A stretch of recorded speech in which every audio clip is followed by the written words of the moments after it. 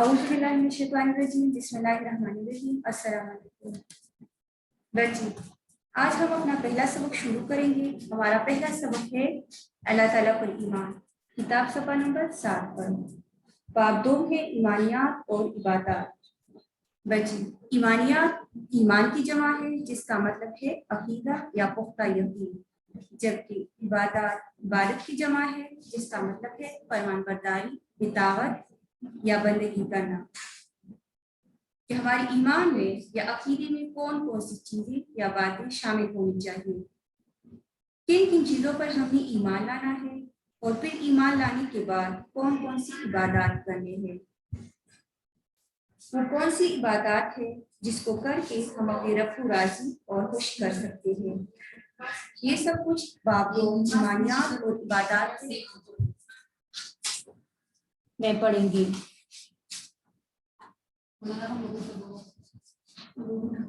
अब इसका जो पहला हिस्सा है वो हम पढ़ेंगे ईमानियात, कि हमारे ईमान में कौन कौन सी चीजें शामिल होनी चाहिए,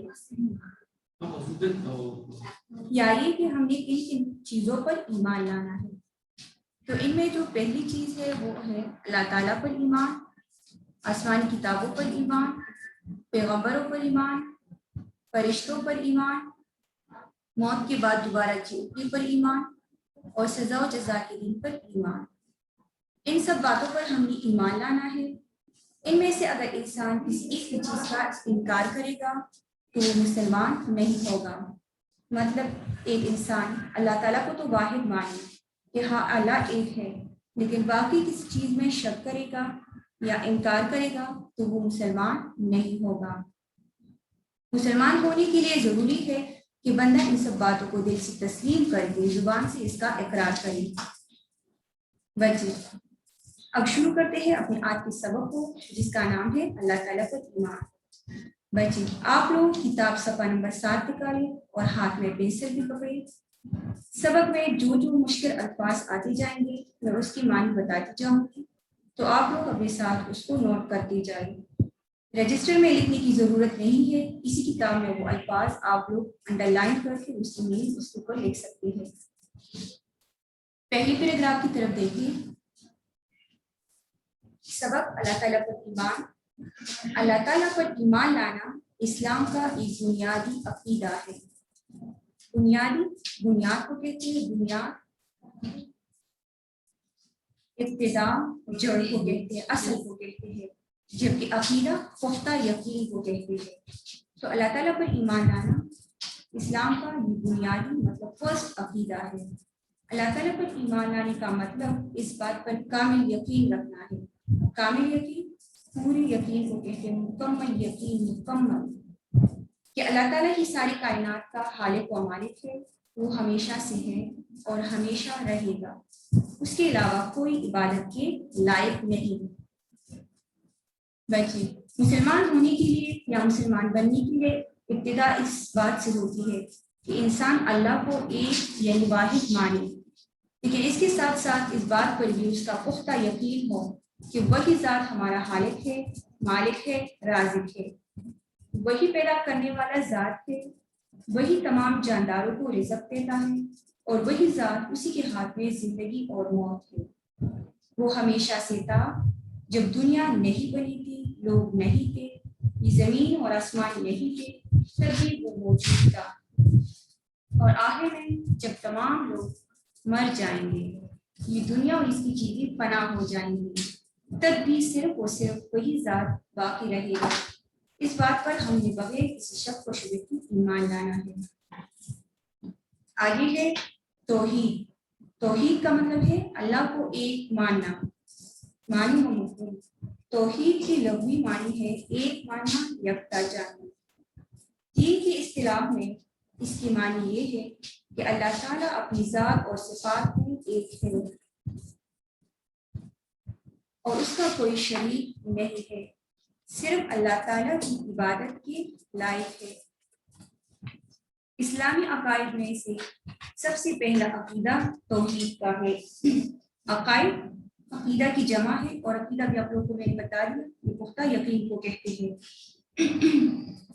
ہمارے پیارے نبی حضرت محمد صلی اللہ علیہ وآلہ وسلم نے جو تعلیم دی ہے اس میں بھی سب سے زیادہ زور عقیدہ توحید پر دیا گیا ہے۔ توحید کا مطلب ہے اللہ کو ایک ماننا۔ توحید عربی زبان کا لفظ ہے جس کی اردو میننگ ہے ایک اور یکتا، جاننا اور ماننا۔ اب دین میں اس کے بارے میں کیا احکامات ہے؟ یہ کہ ہم نے پختہ یقین کے ساتھ اس بات کو ماننا ہے کہ اللہ تعالیٰ اپنی ذات میں ایک ہے، اس جیسا کوئی دوسرا نہیں، اور اس کی صفات میں بھی اس کا کوئی شریک نہیں۔ مطلب اللہ تعالیٰ رحیم ہے، رازق ہے، اس کی طرح کوئی دوسرا نہیں ہو سکتا اور نہ ہی کوئی رحم کر سکتا ہے۔ بچے مثلاً کوئی ایک بندہ 2-3 لوگوں کے لیے تو اچھا ہو سکتا ہے، اس پر مہربان بھی ہو سکتا ہے، لیکن اللہ تعالیٰ کی طرح رحمان نہیں ہے، رحم نہیں کر سکتا۔ اللہ تعالیٰ سب کے لیے ایک جیسا ہے۔ اگر کوئی اس کی عبادت کرتا ہے، اس کے احکامات مانتا ہے تب بھی، اور اگر کوئی نافرمان ہے تب بھی، وہ نافرمان لوگوں کو بھی کسی ایک غلطی یا گناہ پر نہیں پکڑتا، بلکہ موقع دیتا ہے بار بار کہ انسان اللہ کی طرف رجوع کرے۔ اسی طرح اگر کوئی نافرمان ہے یا عبادت گزار ہے، وہ سب کو ایک ہی طرح رزق دیتا ہے۔ ہاں صرف اتنا ہے کہ آزمائش کے لیے کسی کو کم اور کسی کو زیادہ دیتا ہے۔ یہ کم دے کر اللہ تعالیٰ یہ آزماتا ہے کہ بندہ اس حالت میں کیا کام کرتا ہے، وہ سب شکر کرتا ہے یا نا امید ہوتا ہے مجھ سے۔ اس طرح زیادہ دے کر تب بھی وہ اللہ تعالیٰ آزماتا ہے کہ اس حالت میں وہ مجھ سے غافل ہوتا ہے یا ان چیزوں پر میرا شکر ادا کرتا ہے، میرے راستے میں اس کو خرچ کرتا ہے۔ خلاصہ یہ ہے کہ جب ہم سچے دل سے اللہ تعالیٰ کو ایک مانیں تو اس کو توحید کہتے ہیں۔ آگے ہے توحید کی دلیل۔ دلیل ثبوت کو کہتے ہیں۔ ہم کہتے ہیں کہ اللہ ایک ہے، اب اس کا ثبوت کیا ہے کہ اللہ ایک ہے؟ تو آگے دیکھیں، جب ہم کوئی چیز دیکھتے ہیں تو ہمارا ذہن خود بخود اس کے بنانے والے کی طرف چلا جاتا ہے۔ اسی طرح جب ہم کائنات کو دیکھتے ہیں تو اس نتیجے پر پہنچتے ہیں کہ اس کا بھی کوئی بنانے والا ہے۔ آگے دیکھیں، کوئی بھی عقل مند انسان اس حقیقت کا انکار نہیں کر سکتا۔ اسی طرح ہم دیکھتے ہیں کہ ساری کائنات کا نظام اچھی طریقے سے چل رہا ہے۔ سورج، چاند اور ستارے اپنے مقررہ وقت پر طلوع اور غروب ہوتے ہیں۔ طلوع کا مطلب ہے نکلنا، غروب ڈوبنے کو کہتے ہیں۔ موسم اپنے اپنے وقت پر بدلتے ہیں اور پودے مقررہ وقت پر پھل پھول دیتے ہیں۔ یہ بہترین نظام ویسے ہی وجود میں نہیں آیا، بلکہ اس کا ایک خالق ہے اور وہی اس نظام کو چلا رہا ہے۔ بلکہ جب ہم کسی چیز کو دیکھتے ہیں تو ہم یہی سمجھتے ہیں اور سوچتے ہیں کہ اس چیز کو کسی نے بنایا ہے، چاہے کرسی ہو، میز ہو، پینسل ہو، کوئی چھوٹی چیز ہو یا کوئی بڑی چیز ہو، ہم یہی سمجھتے ہیں کہ اس کو کسی نے بنایا ہے۔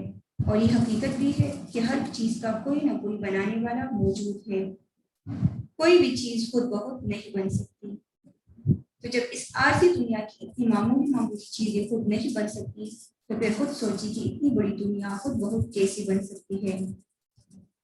یعنی کہ بہترین نظام دن رات اور گرمی سردی کا یہ بہترین نظام کیسے بغیر کسی بنانے والے اور بغیر چلانے والے کی کیسے چل سکتا ہے؟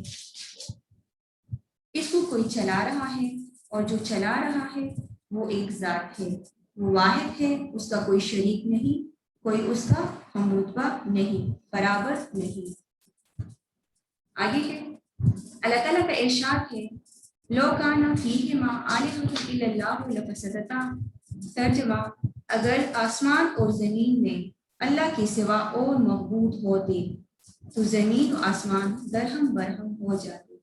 معبود اس کو کہتے ہیں جس کی عبادت کی جائے، جو عبادت کرنے کے لائق ہو۔ درہم برہم، گرد مرد جس کو کہتے ہیں، تباہ ہونا جس کو کہتے ہیں۔ قرآن مجید کی اس آیات سے معلوم ہوتا ہے کہ پوری کائنات کا الہ، یعنی الہ کا مطلب ہے معبود، یعنی خالق و مالک اور چلانے والا ایک اللہ ہے۔ اگر ایک سے زیادہ الہ ہوتے تو کائنات کا نظام کبھی نہ چل سکتا۔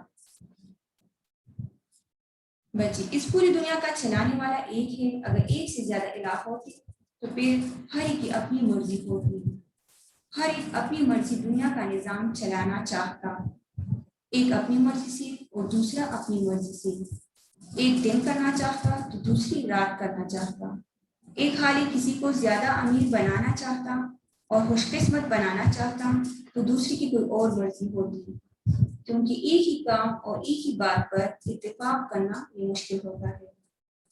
دوسرا یہ کہ بچے آپ لوگ دیکھیں کہ اگر ایک ہی وقت پر آپ لوگوں کو ایک سے زیادہ 2-3 ٹیچر کام کروا رہی ہوں تو آپ لوگوں کو کچھ سمجھ نہیں آئے گا کہ کیا ہو رہا ہے، جبکہ اگر ایک ٹیچر ہو تو آرام سے سب کچھ سمجھ میں آتا ہے اور اختلاف کی کوئی گنجائش نہیں رہتی پھر۔ تو یہی نظام اس دنیا کا بھی ہے کہ ایک خالق ہے اور ایک مالک ہے، تبھی اس دنیا کا نظام اچھی طریقے سے چل رہا ہے بغیر کسی اختلاف کے۔ آگے ہے عقیدہ توحید کی بنیادی اصول۔ عقیدہ توحید کی چند بنیادی اصول ہے جن میں سے کچھ تجزیے ہے۔ نمبر فرسٹ، اللہ تعالیٰ ایک ہے، اس جیسا اور کوئی نہیں، نہ اس کا کوئی باپ ہے اور نہ ہی کوئی بیٹا اور نہ ہی کوئی ہمسر۔ ہمسر ہم رتبہ کو کہتے ہیں، برابر کو کہتے ہیں۔ یہ اصول سورہ اخلاص میں بیان کی گئی ہے۔ ارشاد باری تعالیٰ ہے، قل هو اللہ احد اللہ الصمد لم یلد ولم یولد ولم یکن له کفوا احد۔ ترجمہ، کہو کہ وہ ذات پاک جس کا نام اللہ ہے، ایک ہے، وہ معبود برحق ہے۔ معبود اس کو کہتے ہیں جس کی عبادت کی جائے برحق، حق پر، کہ وہی حق پر ہے۔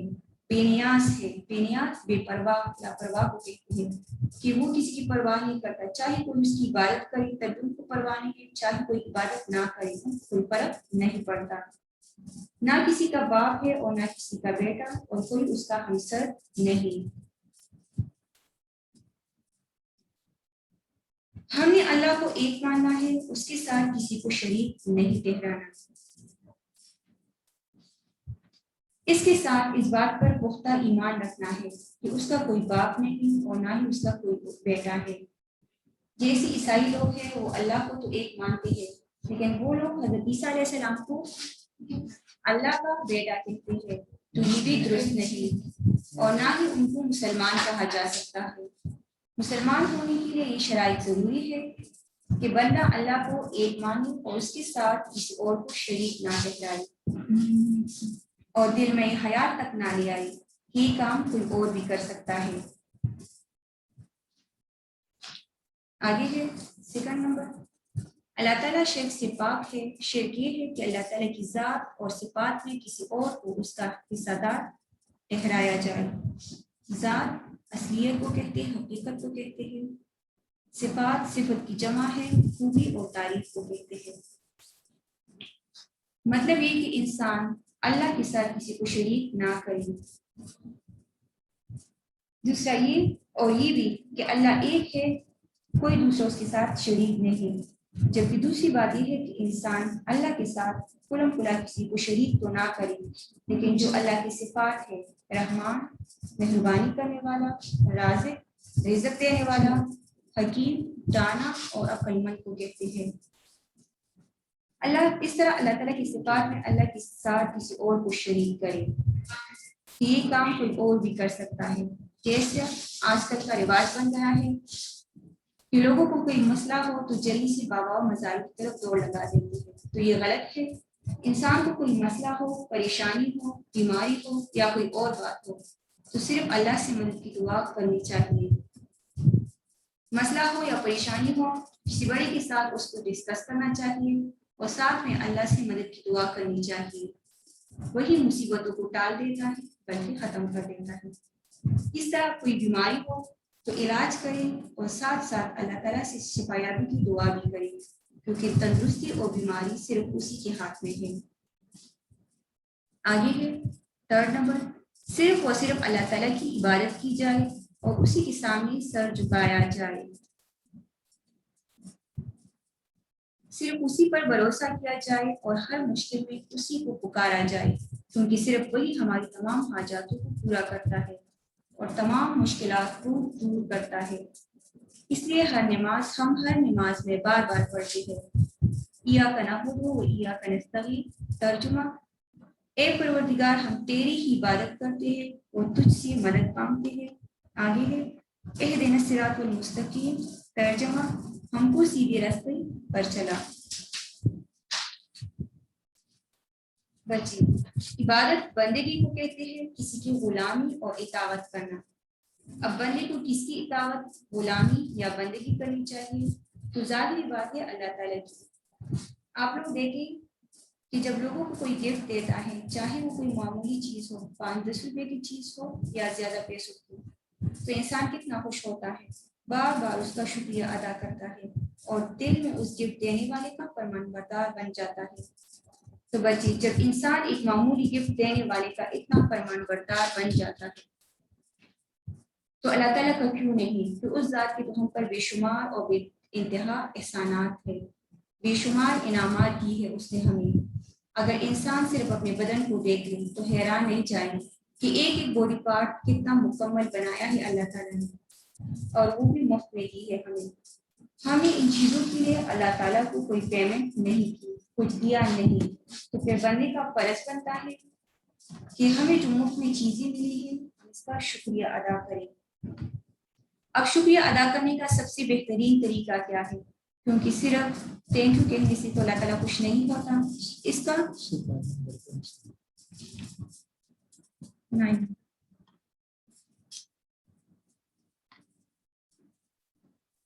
تو اس کا طریقہ یہ ہے کہ ہم اللہ تعالیٰ کی حمد و ثنا بیان کریں، اس کی عبادت کریں، اور کوئی مشکل پریشانی ہو تو صرف اسی کی طرف رجوع کریں اور اسی سے مدد کی دعا کریں. آگے ہے عقیدہ توحید کے اثرات. اثرات اثر کی جمع ہے کہ انسانی زندگی پر عقیدہ توحید کے کیا اثرات مرتب ہوتے ہیں. عقیدہ توحید انسانی زندگی پر بہت مثبت اثرات مرتب کرتا ہے. مثبت اچھے کو کہتے ہیں، مرتب ترتیب دینا، لیکن ادھر اس کا مطلب اثر ہونا ہے، جن میں سے درجہ ذیل کچھ چند ایک درجہ ذیل ہے. نمبر فرسٹ، عقیدہ توحید پر ایمان رکھنے والا شخص جرأت مند اور بہادر ہوتا ہے. جرأت مند دلیر کو کہتے ہیں جو کسی سے نہ ڈرتا ہو. بچے عقیدہ توحید پر ایمان رکھنے والا شخص کسی سے گھبراتا نہیں ہے. جب بندے کا اس بات پر کامل ایمان ہو کہ سب کچھ صرف اور صرف اللہ تعالیٰ کے اختیار میں ہے، وہی زندگی اور موت دیتا ہے، اسی کے اختیار اور مرضی کے بغیر کوئی کسی کا کچھ نہیں بگاڑ سکتا، نہ ہی نقصان پہنچا سکتا ہے. جب بندے کا یہ ایمان ہو تو پھر وہ دلیر ہو جاتا ہے، بہادر ہو جاتا ہے، اور اللہ تعالیٰ کے سوا وہ کسی اور سے نہیں ڈرتا، نہ اس کے دل میں کسی اور کا خوف اور ڈر ہوتا ہے. آگے ہے سیکنڈ نمبر، عقیدہ توحید انسان میں صبر اور استقامت پیدا کرتا ہے. صبر برداشت کرنے کو کہتے ہیں، استقامت کسی کام پر مضبوط رہنے کو کہتے ہیں. تو جو بندہ عقیدہ توحید پر یقین رکھتا ہو تو ان میں پھر برداشت کرنے کا حوصلہ پیدا ہو جاتا ہے. چاہے حالات پر جیسی بھی ہو، اچھے ہو یا برے، وہ صبر کرتا ہے، برداشت کرتا ہے، اور جب کسی اچھائی کا فیصلہ کر لے تو پھر ان پر مضبوط اور ثابت قدم رہتا ہے. آخری لائن ہے تھرڈ نمبر، عقیدہ توحید سے انسان میں توکل اور قناعت جیسی خوبیاں پیدا ہوتی ہے. توکل بھروسے کو کہتے ہیں، اعتماد کو کہتے ہیں. قناعت جو مل جائے اس پر راضی ہونے کو کہتے ہیں، مطلب تھوڑی چیز پر راضی ہونا. بچے جس بندے کا اللہ پر کامل ایمان ہو تو پھر وہ گھبراتا نہیں ہے، خراب حالات سے گھبراتا نہیں، بلکہ ان کا یہ ایمان ہوتا ہے کہ اللہ یہ حالات ٹھیک کرے گا، یہ صرف میری آزمائش ہے اور میں نے اس آزمائش میں کامیاب ہونا ہے. اس طرح وہ بندہ پھر اللہ تعالیٰ کی رضا میں بھی راضی ہونا سیکھ لیتا ہے، جو اس کو ملتا ہے اس پر راضی ہوتا ہے.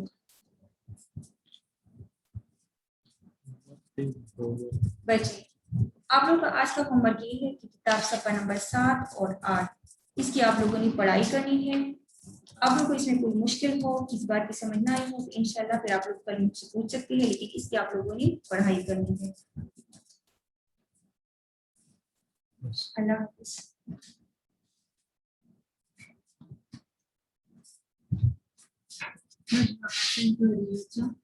Apa tunggu tidak nih,